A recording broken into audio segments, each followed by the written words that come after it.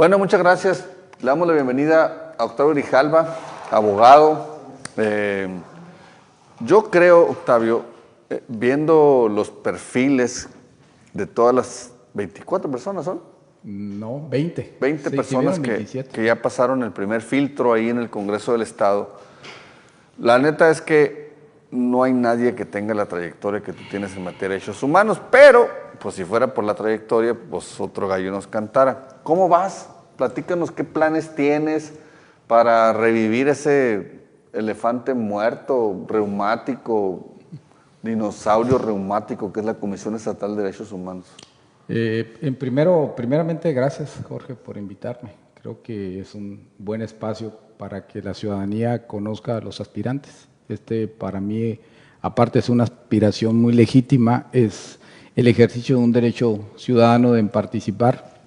Quiero decirte que, pues, tú lo dijiste, yo no puedo confirmar lo que tú dices, simplemente soy un ciudadano que está ejerciendo ese derecho y luego con mucho entusiasmo y seguro de que cumplo el perfil para poder ser el próximo ombudsman. Y no te lo digo porque haya estudiado mucho la materia de derechos humanos, sin embargo, lo he hecho, tengo un doctorado en Derecho, tengo una especialidad en Derecho Penal y Criminología, soy egresado de la Universidad de Sonora, pero aparte ya fui visitador de la Comisión Estatal de Derechos Humanos, fui director general jurídico de la misma comisión, fui consejero estatal electoral y hace poco fungía como delegado de la Comisión Nacional de Derechos Humanos. Si te fijas, es un ejercicio en la función pública únicamente dentro de los organismos públicos autónomos, defensores de derechos en lo pleno, las dos instituciones, la Comisión Estatal y la Comisión Nacional, y por lo que hace al Instituto Estatal Electoral, pues también defensores de derechos, pero en el tema de participación. Yo visualizo y tengo una visión de la Comisión Estatal de Derechos Humanos y de las comisiones en general, que es una visión muy objetiva, hasta cierto punto pragmática, pero muy eficaz, puesto que de mi experiencia te puedo decir que la gente se acerca a pedir resultados a las comisiones. Ellos no quieren que les hables de derechos humanos, no quieren que les digan en qué estudiaste, si te preparaste, si fuiste a estudiar al extranjero. Ellos quieren soluciones y esas soluciones las tienes que ir a buscar.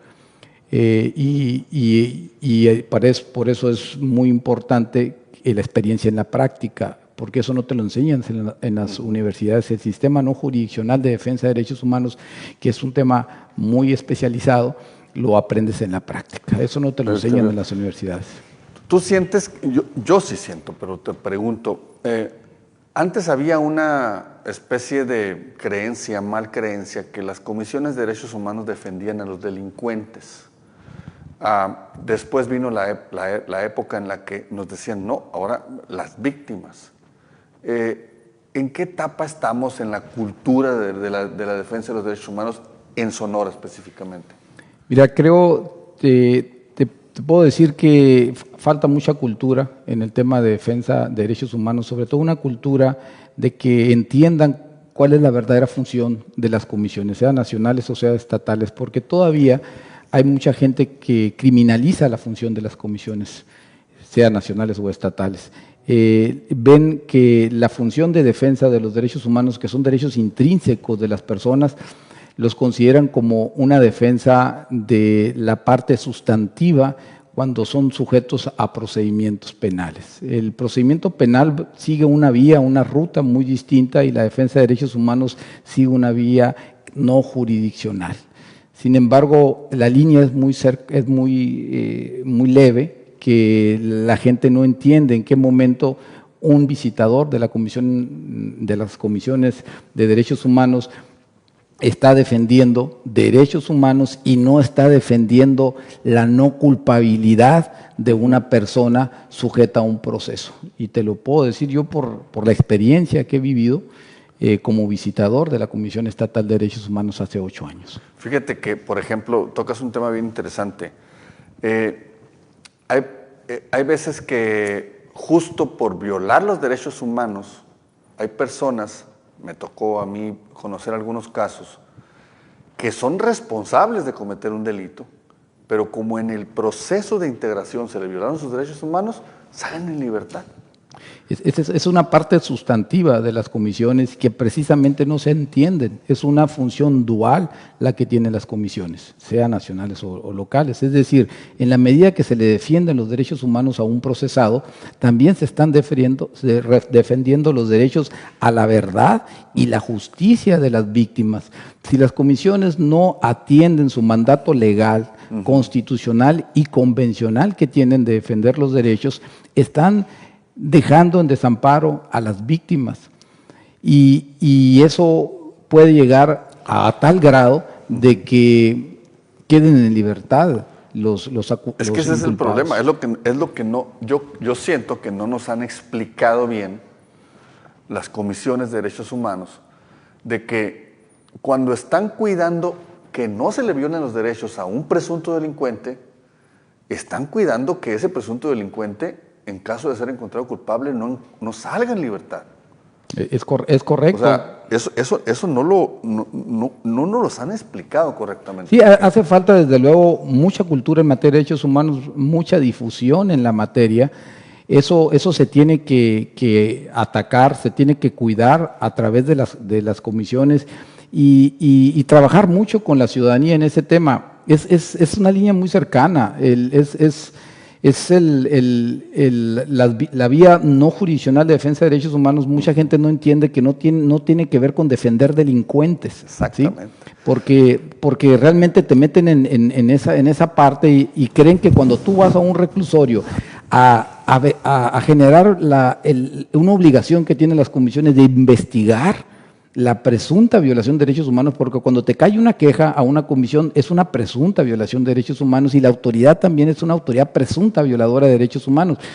Dentro de la función de las comisiones está la de investigación y es cuando tú tienes que agarrar una queja y llevarla al plano de verificar si realmente son o no ciertos los hechos. No los puedes dar por hecho y es donde tú tienes que acudir a las instituciones, a las autoridades, a hacer el trabajo de investigación.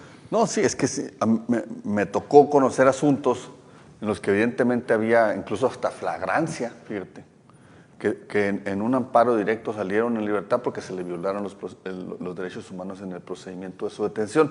O sea, eso creo que es importante. Ahora, a mí no me queda duda, Octavio, que en preparación, viendo los perfiles breves, vamos a entrevistar a algunos de ellos, pero en preparación, en experiencia, en expertise en el tema de derechos humanos, yo creo que tú eres el mejor calificado. Digo, eso lo van a decir los diputados. Gracias. Es el que tiene más experiencia, que maneja mejor los temas.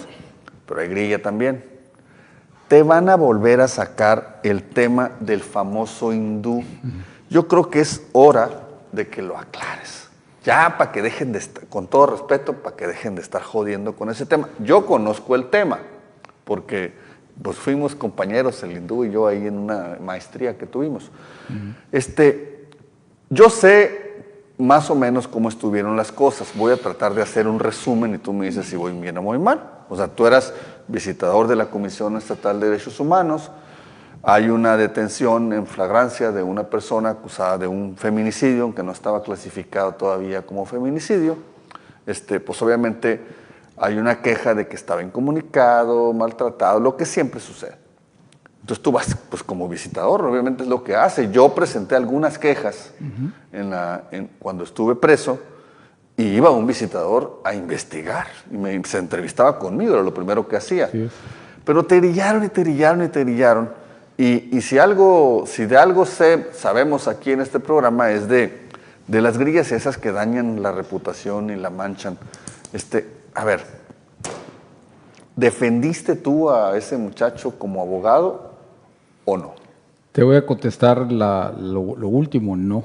Jamás he sido abogado yo de esta persona que dicen hindú, que es una religión, que realmente es indio, nada más que se escucha muy despectivo y mucha gente prefiere no utilizar la palabra.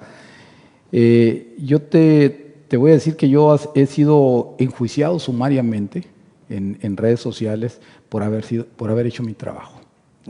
Las comisiones tienen esa función, es un mandato legal, constitucional, no, convencional que lo tienen que llevar a la práctica. Precisamente yo ese día actué con una queja que me llegó del consulado de la India en México y ni siquiera estaba defendiendo a este ciudadano hindú.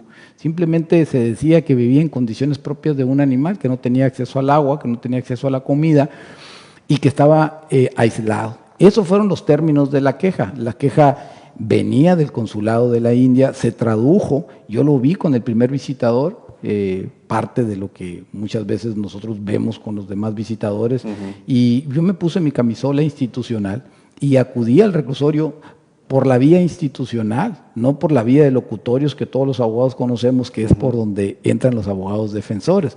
Yo acudí con el director del reclusorio a pedir permiso para hacer mi trabajo, hacer la inspección, como visitador, a investigar simplemente si eran o no ciertos los hechos. A mí se me negó el acceso. Lo vi con el comandante, a lo último me atiende una llamada el director del reclusorio en ese entonces y me dice que no me va a dejar pasar. Yo le digo, no hay ningún problema, yo voy a levantar un acta, tengo fe pública y lo voy a agregar al expediente. La norma me le da el derecho a la institución, a la defensora de derechos humanos, en este caso a la comisión, de accesar, de entrar al reclusorio para hacer su trabajo. Y la autoridad tiene la obligación de permitírmelo. Me dijo, es que es muy peligroso, ¿no? Le digo, esa es la función de la comisión. Pues sí. Yo me regresé a la comisión y desgraciadamente el día siguiente llego, ya estaba sitiada de medios de comunicación. Oye, algunas veces a mí cuando estuve ahí me fue a visitar el presidente de la Comisión Estatal de Derechos Humanos. Qué bueno, esa es la función. Y no era mi abogado, ¿no? Sí, y no por eso van a decir que él te estaba defendiendo. Así es, exacto. Sí, nosotros defendemos derechos humanos, las comisiones defienden derechos humanos que son derechos intrínsecos de las personas por el hecho de ser personas, ¿sí? Con el afán de que estas personas tengan, en este caso, una reclusión digna, independientemente del artero crimen que haya cometido. Yo soy padre de familia, soy una persona humanista, humano, que yo entiendo el grave delito que esta persona cometió. En aquel entonces él tenía la presunción de inocencia. Oye, y además, si fuera su abogado, yo te despido, porque le dieron como 39 años, algo así, ¿no? Fíjate que me acaban de decir que tiene 43 años de prisión. Es que creo que en la apelación le agregaron otro poquito.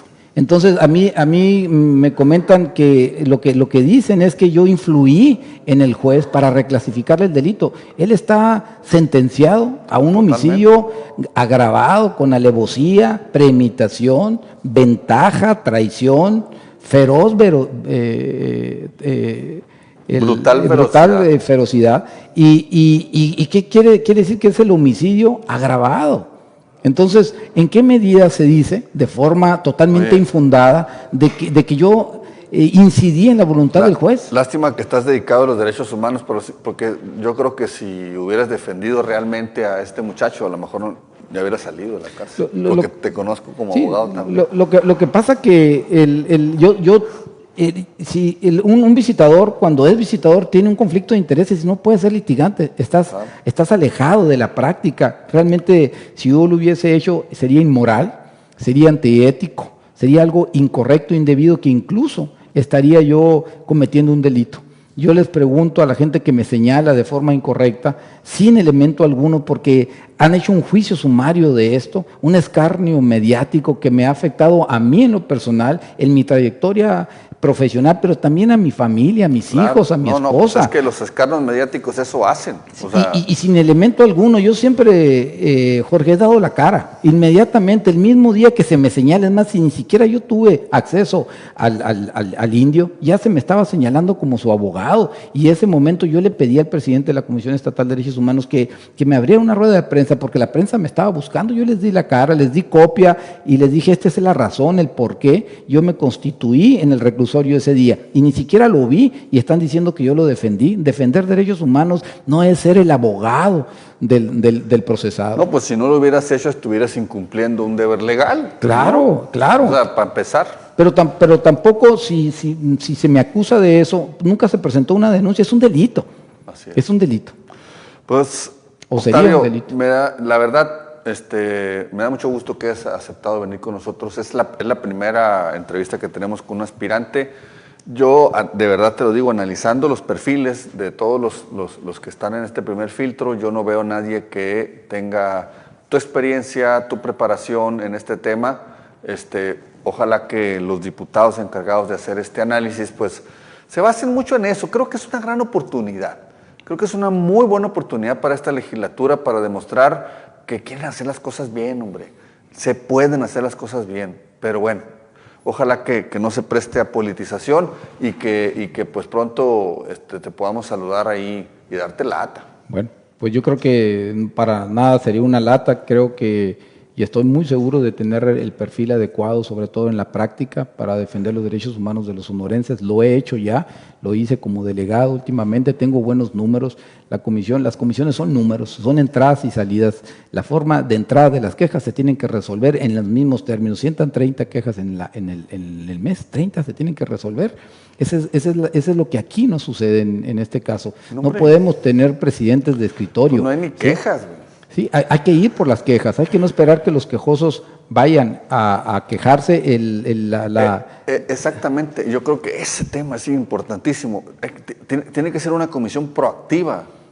Oye, yo recuerdo famosísimas aquellas mesas que ponía Gustavo Dunano afuera del Cerezo a recibir quejas y se le llenaban, porque ahí es un lugar donde se da mucho la oportunidad de violar derechos humanos. Claro, tiene que haber un cambio de dinámica en la comisión. La comisión ha caído en desuso, de mi punto de vista, y lo digo con mucho respeto.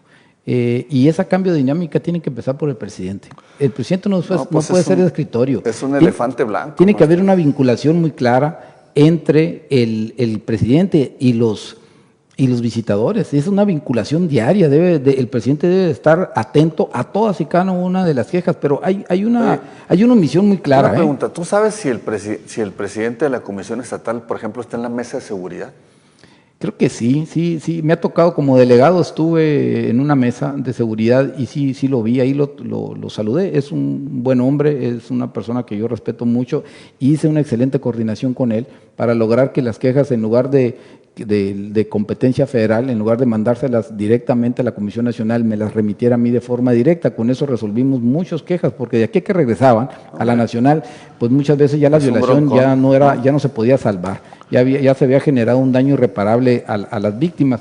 Por eso es muy importante la experiencia. El procedimiento no jurisdiccional de defensa de derechos humanos no te lo enseñan en ningún lado, ¿sí? Y yo creo que la comisión no merece que alguien vaya a aprender a la comisión, ni tampoco las víctimas merecen a que se vaya a aprender. Creo que la experiencia vivida en el trabajo directo en defensa de la vía no jurisdiccional de defensa de derechos humanos es algo importantísimo para dar los resultados que los sonorenses requieren. Se requiere una gobernabilidad en materia de derechos humanos, y esa gobernabilidad se tiene que dar desde la Comisión Estatal de Derechos Humanos. En la medida que una Comisión Estatal de Derechos Humanos no funciona, la Comisión Nacional entra. La Comisión Nacional aquí realmente debería tener muy poquito trabajo, porque la mayor parte es competencia del Estado, madres buscadoras. Las madres buscadoras, a mí me tocó darle todas las medidas cautelares. Qué drama tan fuerte. Yo digo, ¿por qué no se los da a la Comisión Estatal las medidas cautelares? Se las tenía que dar yo en la Comisión Nacional. El tema de yaquis también, el tema del listezón es un tema federal, pero muy importante ver cómo se estaba generando la problemática. Se habían tomado la institución, y me tocó a mí destrabar ese tema y abrir una ventanilla para los jubilados y pensionados. Yo quiero decirte que a mí tuve algunas postulaciones de parte de la sociedad civil organizada, de parte del conglomerado, incluso de víctimas, donde ellos me postulan, y me postulan no porque dicen voy a postular a Octavio porque es buena onda, no. Son postulaciones reales, fundadas en mi ejercicio como delegado, en el sentido de que realmente hicimos un trabajo de cerca con los colectivos y las víctimas. Ese trabajo de cerca es el que realmente tiene que hacer cualquier presidente de la Comisión Estatal de Derechos Humanos, y es realmente la forma para poder solucionar bajo estos procedimientos expeditos que marca la norma. Te voy a leer algunos comentarios. Dice Antonio José Román, dice, va a ganar una mujer, andan de moda, además es el mes de la mujer. Son bien evidentes, y mis respetos a las mujeres, hay casos extraordinarios, pero huelo el discurso de gobierno, dice. Magnífico ser humano, dice Maru Rodarte, dice, lo conocí fuera del escritorio, él se presentó en el área de conflicto, gracias al licenciado Grijalva. Jesús Padret dice, el licenciado Grijalva, excelente perfil para ombudsman, qué buen personaje, felicidades, dice Catalina Ordaz. Mario Rodarte, la señora Rodarte, Maru, ella es un testigo del trabajo que hicimos desde la delegación de la Comisión Nacional de Derechos Humanos con el conflicto de los jubilados y pensionados. Le mando oye, un pues fuerte traes tu abrazo porra, mi estimado, traes tu porra, ¿eh? Bueno, yo creo que son testimonios reales de lo que se logró. Algunos comentarios muy positivos. Malo que yo lo diga, pero desde la delegación de la Comisión Nacional tuvimos los mejores números a nivel nacional. ¿Sí? Lo que entraba salía de la comisión, teníamos una efectividad tremenda porque nos dedicamos a defender los derechos humanos, era atender al pueblo, los mecanismos que la ley tiene, las normas son suficientes, no necesitas generar reformas, sino saber utilizar esos mecanismos que están ahí. Las medidas cautelares son importantísimas para evitar, antes que cualquier cosa, que el daño sea irreparable. Y esas medidas cautelares aquí yo no las veo, ¿por dónde las sacan? Hombre. Se están viendo siempre las recomendaciones. La recomendación en mi proyecto está lo último, ya cuando no logras resolver la problemática de derechos humanos. La víctima quiere soluciones y es donde tienes que tener tú la práctica para poder lograrlas, que es a través de la coordinación con las autoridades correspondientes. Tienes que salir de tu escritorio y tienes que meterte a las quejas. Los presidentes tienen que estar ahí asimilando todo lo que pasa, pero hay una gran deficiencia aquí en la Comisión Estatal de Derechos Humanos, que es un tema operativo. Los presidentes no firman todas las constancias de las quejas. Es cierto, ¿sí? son los visitadores. Allí en Nogales jurídicos. se instituyó en la delegación que está en Nogales firmar todo. Yo firmaba todos. Hacíamos una corresponsabilidad entre visitador y presidente. Todos los días era fila de los visitadores porque era su trabajo de cerca con el delegado. Yo revisaba todos y cada uno de los expedientes y los leía. Si a mí me preguntaban, ¿y este asunto? Sabía exactamente cuál era.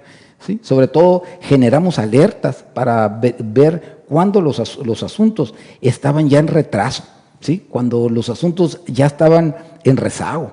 Y aquí no hay esas alertas. 6 meses después de que entraba una queja, si no se resolvía, entraba en una alerta. Y hacíamos trabajo de equipo para solucionarlo. ¿Y cómo lo hacíamos? Hay que ir con las autoridades. Mira, la visión de las comisiones nacionales y estatales de derechos humanos deben de quitarse esa cara belicosa que tienen. Las comisiones tienen que ir hacia afuera. Yo fuera belicosa la actual, hombre. No, pero tú tienes que ir con las autoridades a decirles, traigo una queja, pero también traigo una solución. ¿Sí? Y te voy a ayudar a resolverla, porque el fin último de las comisiones es resolverle a quien representas, que está atrás de ti, que es el quejoso. Es decir, tú eres el rostro y la voz de los quejosos y las víctimas. Entonces tú tienes que buscar ese procedimiento, que es un procedimiento flexible y expedito, y lo tienes que ir a buscar afuera. ¿Sí? ¿Cómo? Como sea, ¿cómo? A través de la coordinación y de la forma legal, de acuerdo a la norma. Esa parte es la que no se entiende. ¿Sí? Y sobre todo, no tienes que esperar a que las quejas lleguen a la comisión. Hay que ir por ellas. Octavio, muchas gracias por acompañarnos. No, gracias por tu invitación. Y mucha suerte en este proceso. ¿Ya fuiste al Congreso? ¿Ya comparecerías? No, me toca el día jueves. El día jueves como a las 4 de la tarde. Ahí es mi oportunidad de plantear mi proyecto de trabajo, que es un proyecto muy objetivo, prácticamente hasta punto de vista pragmático, que tiene un objetivo, resolver quejas producto de mi experiencia vivida en la práctica de defensa de derechos humanos por la vía no jurisdiccional. ¿Sí? Pues muchas gracias. Gracias. Espero verte pronto por acá. Gracias. Saludos. Vamos a una pausa y regresamos con el remate. ¿Qué le contestó Juan Ochoa al reto que le lanzó Rubén Molina aquí ayer en estas pantallas?